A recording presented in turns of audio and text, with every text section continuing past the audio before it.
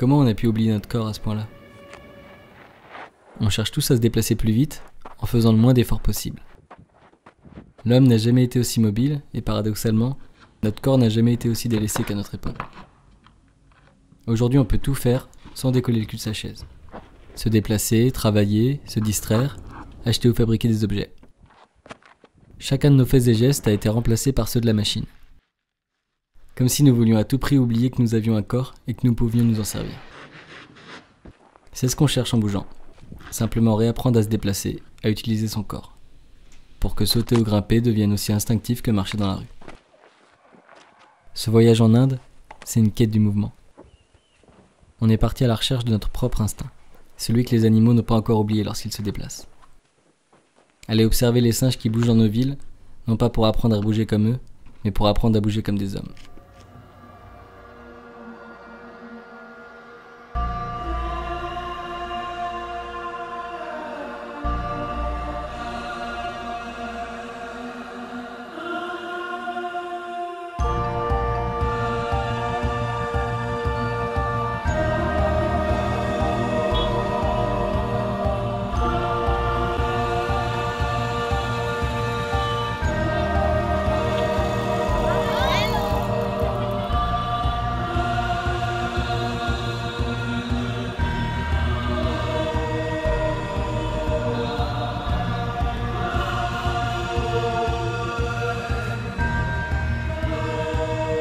Voilà, c'est ça l'Inde.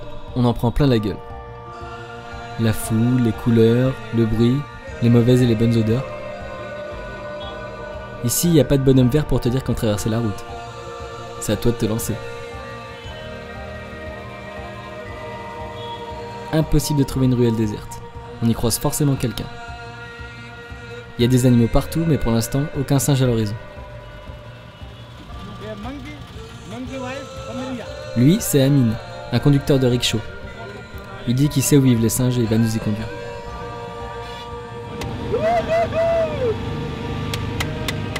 On a failli mourir une bonne dizaine de fois, mais on est finalement arrivé au temple du soleil.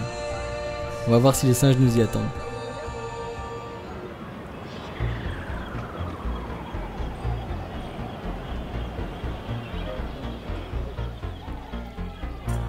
Ils sont là, les premiers singes. Ils nous accompagnent jusqu'au temple, tout en haut de la colline.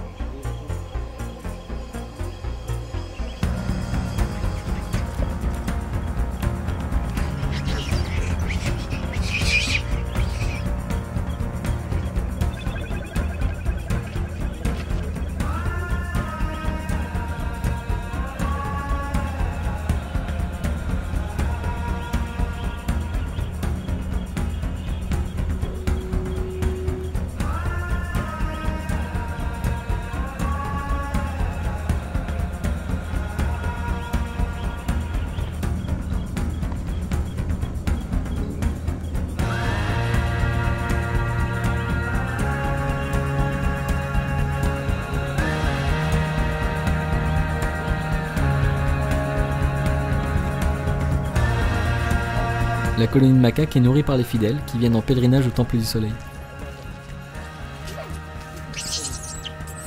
Bon, ils sont plus intéressés par les cacahuètes que par nous, mais on commence à bien sympathiser.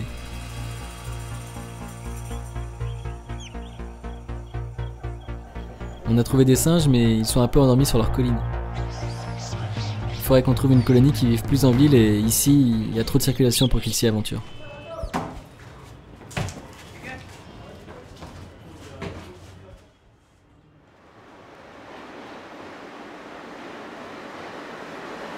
Direction Bundi, à 8 heures de train de New Delhi. Mais avant, on va faire une petite halte à la cascade de Bimlat, histoire d'essayer de bouger avec les macaques dans leur milieu naturel.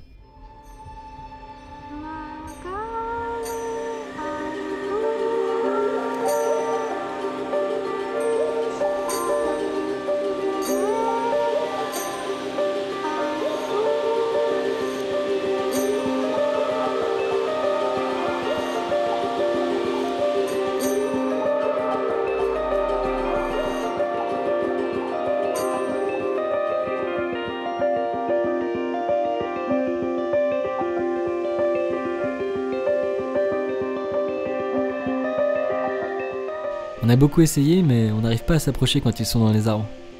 Ça risque d'être plus difficile de bouger avec eux qu'on le pensait.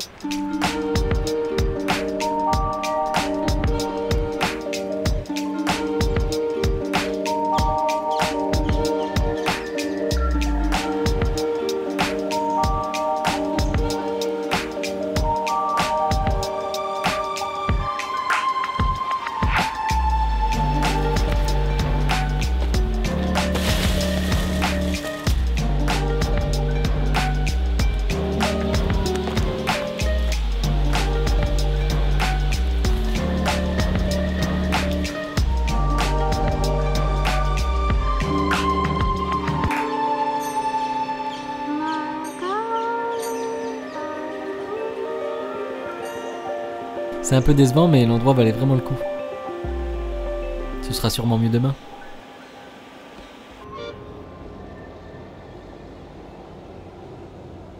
Voilà Bundi. 100 000 habitants et que des toits plats. Le terrain de jeu idéal pour les singes et pour nous du coup. Bundi est la cité d'Hanuman. Des centaines de singes dorment dans le fort qui domine la ville, et ils redescendent voler de la nourriture sur les toits et boire dans les énormes puits pendant la journée. Les singes à tête noire s'appellent des langurs, et sont vénérés par les Indiens parce qu'ils ressemblent au dieu Hanuman. C'est ton copain? Oh, c'est bon ça. Oh, ça c'est un gros ça. Oh, ouais. Ils sont impressionnants, hein. Capables de franchir n'importe quel obstacle et des distances énormes entre les toits.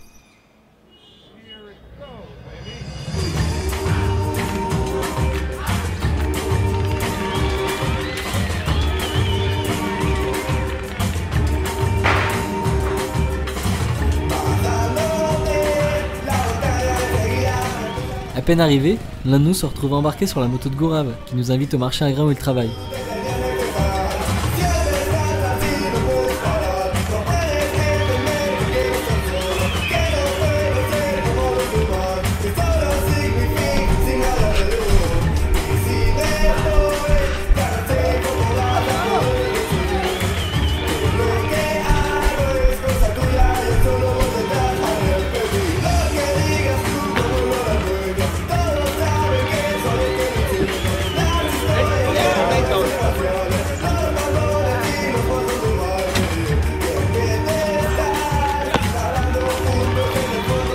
On a assez perturbé l'activité sur le marché, il est temps de s'éclipser discrètement.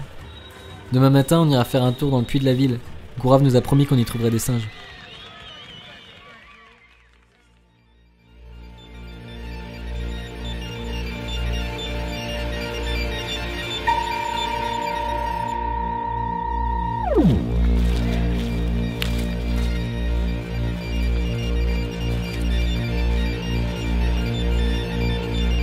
Waouh, l'endroit est incroyable, c'est surréaliste. Cet énorme puits est un baori, conçu pour conserver l'eau tombée à la saison des pluies, et il est maintenant laissé à son sort, comme une bonne partie du patrimoine indien. Autrement dit, aucune barrière pour nous empêcher de bouger.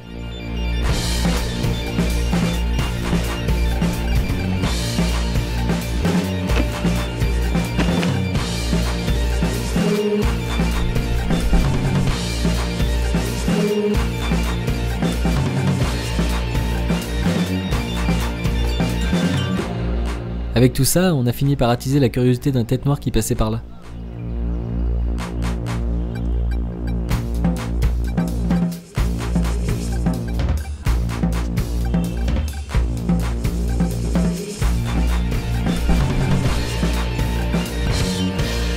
Impossible de suivre son rythme. D'un simple tic-tac, il nous met 5 mètres dans la vue. Il nous reste qu'une dernière chance, le fort au-dessus de la ville. En suivant la muraille, on devrait pouvoir y entrer.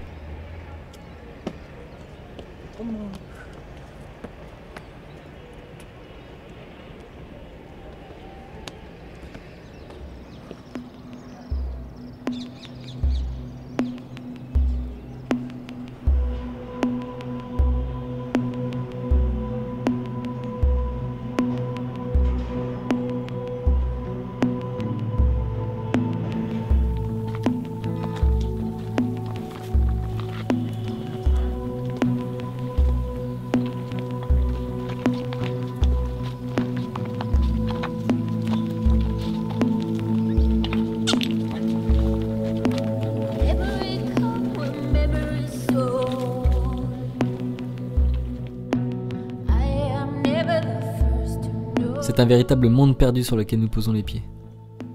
Le temps est comme suspendu ici. On peut même y croiser des fantômes.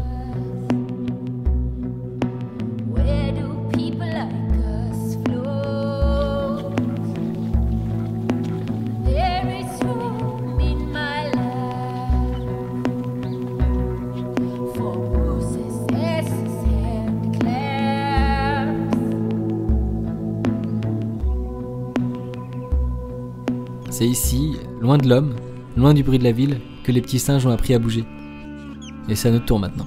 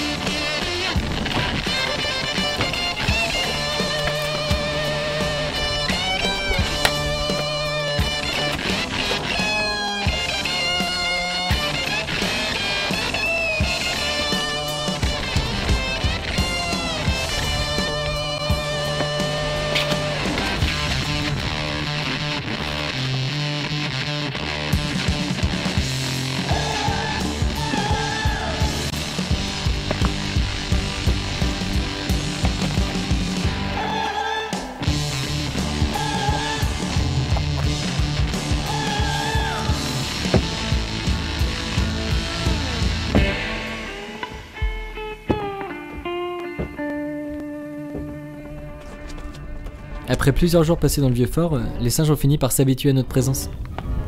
C'est génial, ils viennent nous observer, ils sont super curieux. Mais ils gardent toujours une petite distance. Peut-être qu'ils ont peur qu'on les bouscule.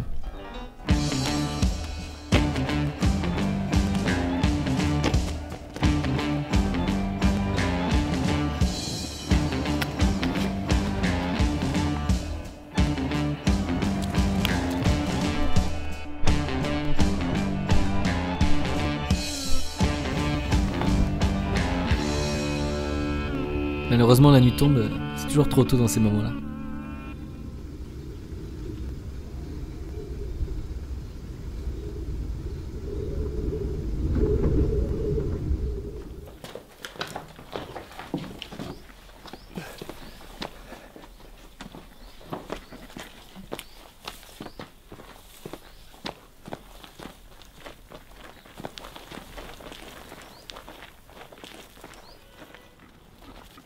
Ça y est, on a trouvé ce qu'on était venu chercher dans le fort. Et ce matin, on a enfin décidé de s'attaquer à la ville. Mais en Inde, si on veut bouger, il suffit pas de trouver une place publique. Il y en a pas tant que ça et elles sont toujours bondées de monde. Du coup, on est obligé de monter sur les toits pour être tranquille. On fait exactement comme les singes en fait. Et voilà ce qu'on découvre. Le paradis des traceurs.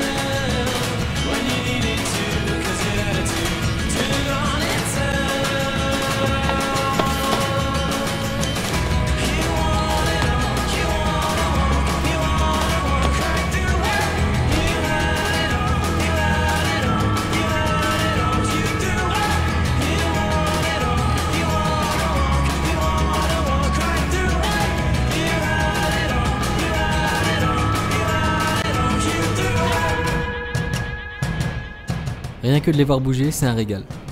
Alors partager un saut avec eux, je l'oublierai jamais. Même les mouvements qu'on croyait avoir inventés, ils les font déjà. Et en plus, on voit clairement que ça les amuse. Ils ont tout compris. Finalement, les singes utilisent le parcours depuis des siècles, depuis que les villes ont remplacé leur jungle. En fait, ils bougent exactement comme nous, sauf qu'ils ont jamais arrêté de le faire. Et je les comprends. Pourquoi se priver du plaisir de courir contre un mur ou de sauter d'un toit à l'autre? Ce serait bête, non ?